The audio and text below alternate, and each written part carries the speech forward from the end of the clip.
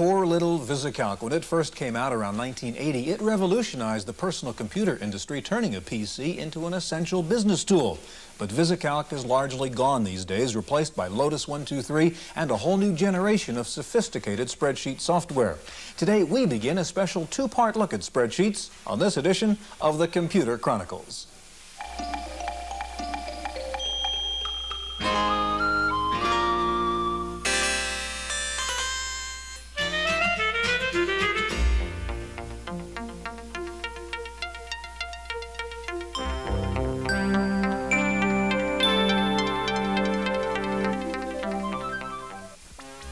The Computer Chronicles is made possible in part by CompuServe, featuring an online reference library, Wall Street reports, at-home shopping, airline reservations, games, and hundreds of other services. CompuServe, helping people get the most from computers. Additional funding is provided by McGraw-Hill, publishers of Byte. Byte's detailed technical articles on new hardware, software, and languages cover developments in computer technology worldwide.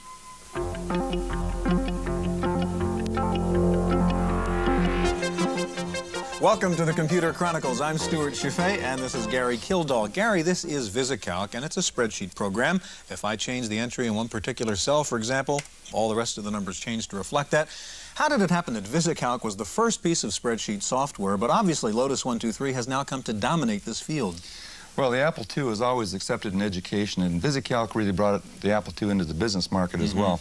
Lotus 123 came out with right after the IBM PC, really used the power of the IBM PC, improved the spreadsheet model, added graphics, database processing, and really became a standard before the competition hit. Now, as a result of that, it's become the center of a whole bunch of software add-ons. Gary, today we're going to take a look at some Lotus 123 add-ons. We'll look at a low-cost alternative to 123 and some high-end competitors. Now, one of the biggest things in spreadsheet software right now is something called add-ins to Lotus 123, and we're going to begin with a report on that. At the San Mateo, California office of Dean Witter, brokers rely on computers for a variety of tasks, from transmitting exchange floor trades to managing financial portfolios. Investment counselor David Huggins uses one of the most popular spreadsheet programs, Lotus 123, to manage his clients' accounts. Since numbers can be added or changed by more than one person, Mr. Huggins has installed a notation program called NoteIt, which attaches notepad windows to individual spreadsheet cells. The notes can add details or clarify changes made by other users. NoteIt is one of a group of software programs commonly called add-ins, which operate within the spreadsheet environment. Add-in developers claim that these enhancements are different from pop-up memory resident programs because they were developed in cooperation with the software developer, in this case, Lotus. The add-in concept could be seen as a new approach to integrated software. Instead of writing a word processor with math functions, why not give a spreadsheet the ability to manipulate text? Along with NoteIt, the office has installed Forward, a word processing add-in. Calling up Forward shifts you to a word processing screen with the added function of integrating numbers right off the spreadsheet. Changes made to the spreadsheet are ported to the Forward document as well. One of the newest additions to the add-in category is a spelling checker, which helps you weed out embarrassing errors, although it won't correct your math. Add-ins may not have all the features of your favorite software package, but as alternatives to a library of uncooperative programs, they offer a clever way to add functions to your existing software at a very modest price.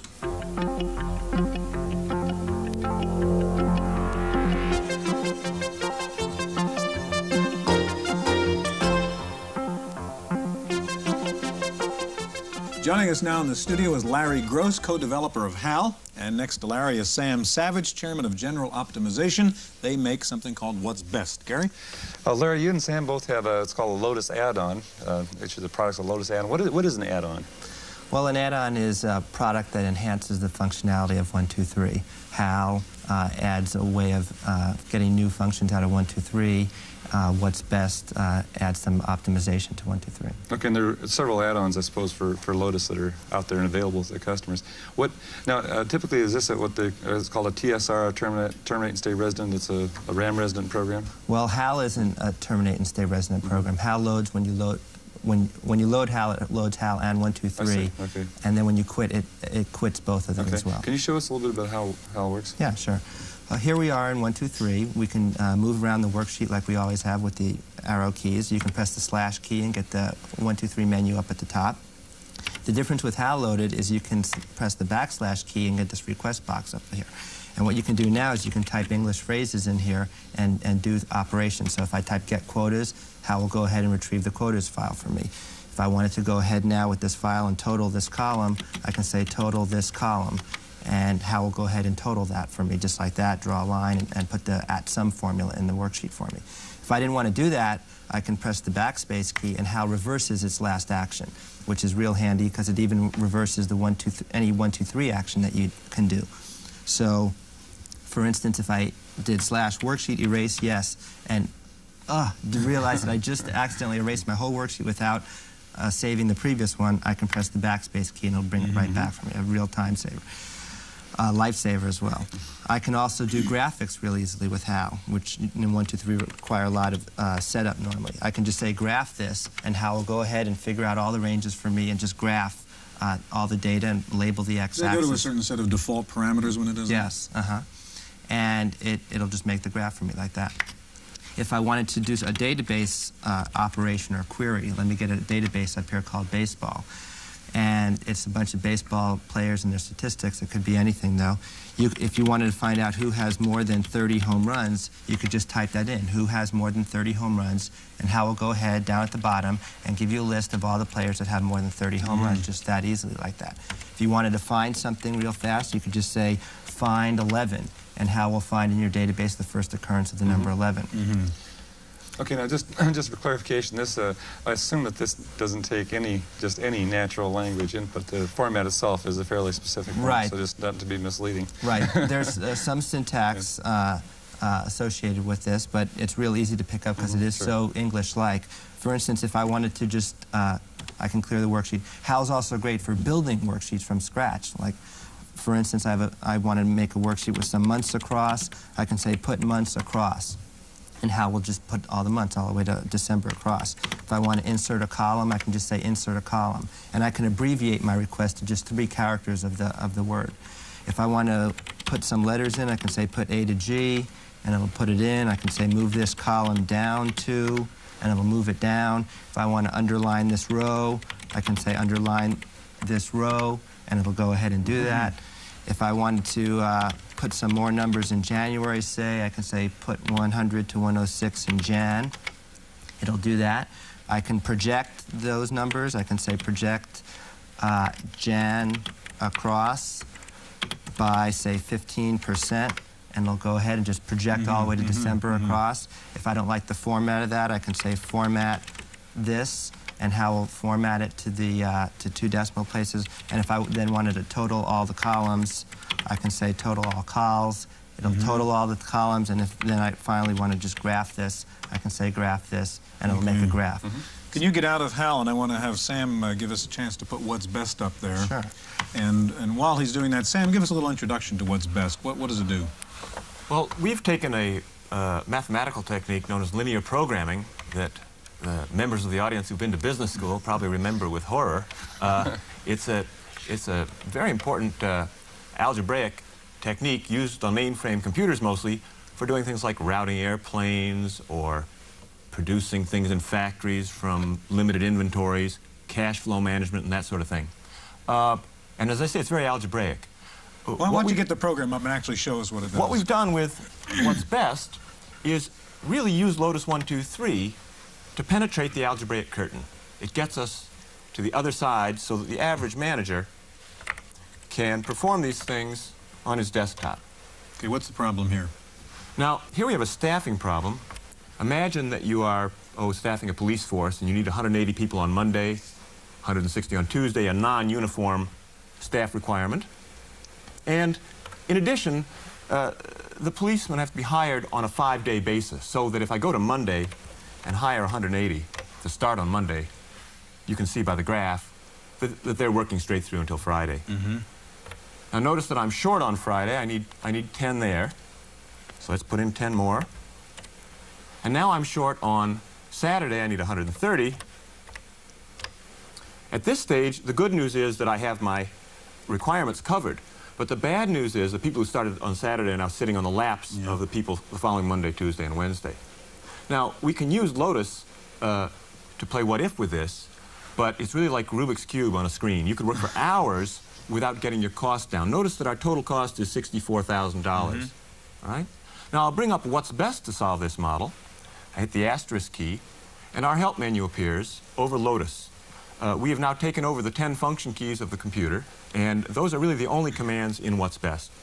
F1 is optimize. I'm going to press that now, and our program unloads Lotus 123.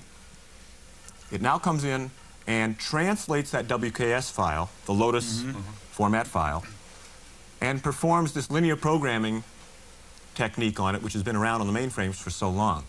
Again, optimize is what? Explain what we're trying to accomplish. In this particular case, we're trying to minimize the total cost of staffing. Get that $64,000 figure down to and in fact, it's down to $44,000, but a picture here tells just 1,000 words.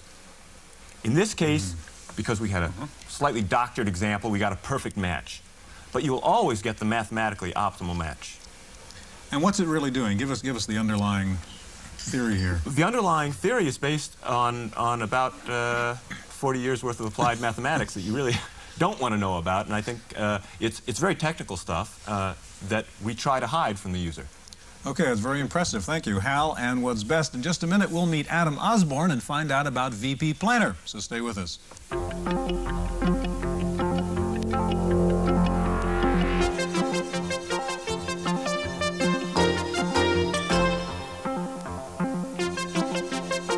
With us now is Adam Osborne, well known in a variety of contexts, but right now is president of Paperback Software, the makers of VP Planner. Gary? Adam, you know, it seems like everybody's accepted Lotus as being the standard spreadsheet. And now you have VP Planner that has similarities with Lotus. Can you tell us a little bit about it? Yes, actually, VP Planner is a database program. It has a multi-dimensional database, and it also has DBase file capabilities. The spreadsheet portion of VP Planner is the user interface. It happens to be a Lotus work-alike, which means that if you have any Lotus templates, worksheets, macros, etc., it will run under the VP Planner spreadsheet. However, VP Planner has some very, very powerful and unique database capabilities, which probably what I should really concentrate on showing over here. What I'm going to do is show you a multi-dimensional database that we have for a typical computer store. In this particular case, the store is keeping its accounting information by time, obviously, but it's dividing it up by product and also by salesperson. So here we have our various dimensions to start with. Time, we have the months, then we move on to accounts. In accounts, you'll notice that in fact we have budgets, we have actuals, and we have variances. Moving right along, we keep all of that information by product line with subtotals, so you can say by all IBM compatible, by software, etc. And then finally, we've also got it by salesperson. Wrong one. There we are, salesperson. You can keep building all the logic as well. It's not just a dumb entry. You can actually put in all the equations you need. I'll just show you one of them here because everyone recognizes the 4 quarters and the year, and then automatically consolidate all of this information in the database, not having to do it in the spreadsheet. Therefore, if you use VP Planner, you never again have a problem of linking spreadsheets, and you never have a problem with large spreadsheets. You see, Lotus really doesn't have a database. The only data you can keep in Lotus is what you can put into a spreadsheet. In this case, all of the data is out in a multidimensional database, and what we do is we will just write spreadsheets that will do specific tasks, connecting automatically with that part of the multidimensional database it needs. So effectively, instead of having a spreadsheet in memory, it really basically flows onto the disk in a sense. Basically, that's right, yes. Well, now I'll just bring up a spreadsheet. Try that one over here. This is a totally Lotus 123 compatible spreadsheet. It'll run anything that Lotus will run. In addition, of course, we do have a DBase file interface. You can create DBase files, you can retrieve by field, by record, you can do joins, you can do virtually anything you could normally do in DBase. The result is that VP Planner allows you to break up big spreadsheets into lots of little ones with all of your data sitting out on disk, just bringing in whatever you want into any particular spreadsheet at the time you need it. Very different. Adam, you've shown us a lot of powerful features of VP Planner from the user's point of view. One very powerful feature is the price. It's only about $100. How can you sell this for $100 when the competing products seeming to have the same thing are $500? Well, we do it a completely different way. You see, my belief is the best programmers work for themselves. They don't work for other companies. We have developed none of this software. Outside authors bring it all to us. We write the manual, we help them make it the interface right, but then we pay them a royalty, which they use in order to keep updating and improving the software in the future. The result is we run our company on 35 people. They have 1,000. And that's the difference in price. In just a minute, we're going to take a look at Javelin and Silk, two highly rated competitors in the spreadsheet marketplace, so stay with us.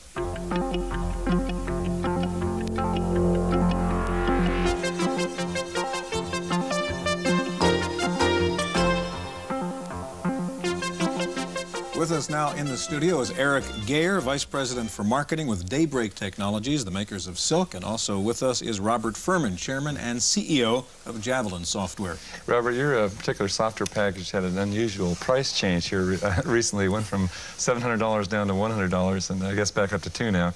Right. Can you give us a little bit of background behind that?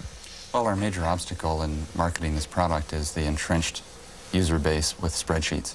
And to get around that, we decided to seed the market at $100 for 2.5 months. That worked exceedingly well. We now have one of the larger installed bases, we think, worldwide, and now we've settled at $200 as our longer-term price. Great. Eric, now you have a product called Silk. And this is, again, Lotus-like, based on that idea. Can you tell us about Silk? Silk recognizes the dominance of Lotus in the marketplace and the fact that the installed base is very large. So we use a similar user interface, and we perform the same functions, about 99% of the functions of Lotus, and then took the technology further than that to establish it as an advanced product. Silk is one of the newer spreadsheet products, which just recently came out. Show us what it does. Well, Silk is a straightforward spreadsheet, and the most common application is, of course, a time series model. And what we do is we use a series of windows with the product to help the user through, so he always knows where he is. Time series model is the most common application, and what we do is build the time series model with essentially 4 keystrokes. Define the period, and then define the fields. You can define the fields in English, and all the relationships are automatically linked. We have a number of very interesting features in regard to a time series model, and they're integrated features that have to do with the help screen that it follows you around context sensitively throughout the program, but allows you to work in the worksheet simultaneously. And to our knowledge, there is no other help system of this type.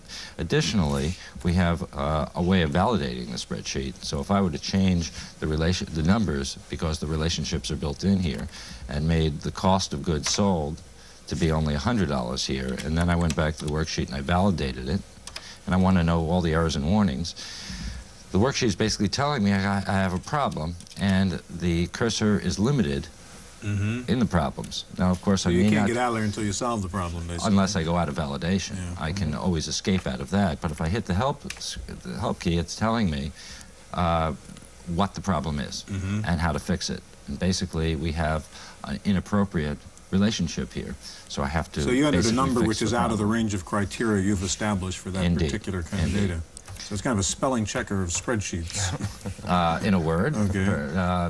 It is a unique feature in that way. You know, I can do other things as well, of course, with the helps system, including help and commands. It eliminates the need for extensive... You've got a recovery function, which is kind of impressive. Demonstrate that. If we assume by simply warm booting the computer that the plug was pulled, or I there's a forgot power to say. failure, and you're in the middle of a big spreadsheet. And it's and we've got some real problems at the moment because we have we've never saved any of our data. So what I'm doing basically is rebooting the computer again, which is taking us, of course, a couple of seconds here, and it's sending me back to the operating system. If I go back to where Silk is and go back to our access system, I have a number of choices here. We were logging everything we had done previously, so I'm just going to recover the key. Hit F2, and basically I've got fast forward and recovering every keystroke in the previous work session. I can stop it at any time, hitting any key, and then use the space bar to go So it one at a automatically time. logs and keeps track of every keystroke, and if disaster strikes, it's all still there in the record. Absolutely. Can I ask you to get out of Silk, because I want to take a look at Javelin in just a second, Eric. And while he's doing that, give us a little introduction to Javelin, Robert. Well, Javelin's based on the idea that the important thing in doing any business analysis is not calculating numbers, but being able to understand your business and being able to communicate your analysis to someone else. On the screen right here, I have a worksheet on the top screen, shows cash and cash balance. In the bottom, I have a graph, which is automatically generated as I move through this worksheet, and you see these different items are being graphed as I go through them. Now, to support the contention that you have to understand your business to be able to model it, I'm going to show you a diagram view which shows that cash flow is a function of these two items coming into it. And we're going to go back through that and see that, in fact, cash flow itself is derived from this curve. Cash does not all come in at once, but in fact comes in over several months. I drew that in just a few seconds. If we go back a little further, we see that car sales is the ultimate input variable for these things. Why don't we do a chart view of what we call pre-tax income, and go up to the other window and do a chart view of foreign sales as a percent of pre-tax income. And we're going to do something that formerly only used to be done in CAD/CAM and engineering. As I move the data in the top graph, as you see. So you're using the cursor key to change the shape of the graph. That's correct. And the numbers are following. And you'll see that the numbers changed in the outcome, which was the pre-tax income. Okay. Javelin also has the capability to have as many totally automatically dynamically linked worksheets as you can build, and they each take very little memory. This one is a monthly worksheet showing sales. I'm going to insert columns simply by hitting the insert key. That's all I have to do that, and add in quarters. So I've added in 2 quarters there, and now I can do the year. Without doing any kind of formula work, I've automatically generated these numbers. So I've saved time and I've saved errors. Javelin's presentation graphics, of course, are really quite nice and extremely quick. That's a bar graph. That's 1 of 7. And just to show you one other one, we have, we think, the roundest pie chart in the business. The principle, again, of Javelin is the point of modeling is to understand your business. Javelin is completely geared to help you understand it and communicate your model to other people. Okay, gentlemen, 2 impressive demos, Silk and Javelin. That's the first half of our look at spreadsheet software. We'll be back next week with more, so make sure you're there with us. Right now, stay tuned for this week's Computer News.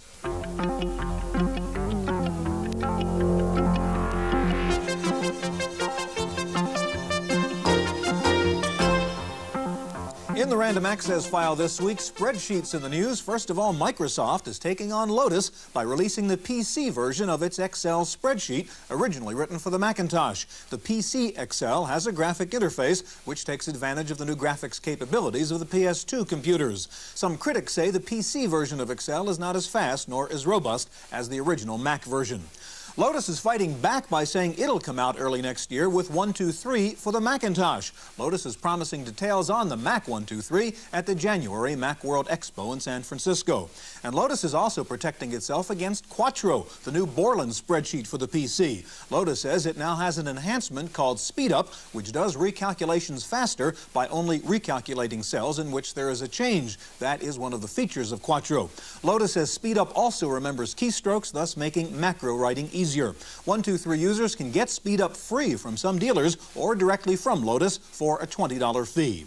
Despite all the talk of the new assault on 123 by Borland, Microsoft, and others, one Lotus fan says for a new spreadsheet to replace Lotus, it'll have to cure cancer, taste like chocolate, and sell for $1. Despite a somewhat shaky reception, IBM says sales of PS2 computers are doing well and that the 1 millionth PS2 computer will be shipped sometime this month. IBM says PC sales are up 40% from last year, though analysts say IBM's share of the PC marketplace is still falling due to the continuing assault of the clones. Epson, which came out with one of the first laptop computers back in 1981, has re-entered the laptop field with a 640K MS-DOS portable called the Equity LT. It has a backlit screen and suggested retail price of $18.95. Epson is also offering a hard disk version at $29.95. Time for this week's software review, and here's Paul Schindler. People who bill other people for their time, accountants, lawyers, consultants, spend a lot of their time wadding up their money and throwing it away if they can't keep track of who they talk to for how long about what projects. In a big company, there's systems for keeping track of time and billing for it. Well, now a sole practitioner can do it too at a reasonable price with time slips. The $100 price is a real breakthrough. Now, time slips is another of the increasing number of programs which make good use of color to help you see what's going on. Here, what's going on is that a clock is ticking. You can decide later whether to bill at the rate for the consultant involved, for the particular customer, or for the activity. You can even choose whether to bill for the activity or not. And although it doesn't show on the screen, the program's memory resident, so you can flip into and out of it while working on something else. Time Slips generates a bewildering variety of useful reports, too. It's the best, cheapest professional time billing program we've seen. Time Slips is $100 from North Edge Software in Hamilton, Massachusetts. For the Computer Chronicles, I'm Paul Schindler. The House Telecommunications Subcommittee has begun hearings on the FCC's proposal to raise telephone access charges for users of online services. FCC Commissioner Dennis Patrick testified in favor of the rate hike, saying online users would simply be paying the same rates as long-distance voice users. Massachusetts Representative Ed Markey testified against the rate hike, saying it would inhibit the growth of online services and would mean only the wealthy could afford to access information services. October is Computer Learning Month, a celebration of the use of computers in the classroom, sponsored by the Software Publishers Association. There are contests for students and a variety of print support materials. If you're interested in getting more information about Computer Learning Month, write to the address on your screen. Finally, if you're into decision support software, here is the ultimate program. It's called Ask God. It's purportedly an AI program that accesses the entire King James Version of the Bible and lets you conduct a dialogue with the software to find out what advice the Bible has about a particular area of conduct. Ask God is made by Integrated Systems and Information of Kirkland, Washington. That's it for this week's Chronicles. We'll see you next time. The Computer Chronicles is made possible in part by CompuServe, featuring an online reference library, Wall Street reports, at-home shopping, airline reservations, games, and hundreds of other services. CompuServe, helping people get the most from computers. Additional funding is provided by McGraw-Hill, publishers of Byte. Byte's detailed technical articles on new hardware, software, and languages cover developments in computer technology worldwide.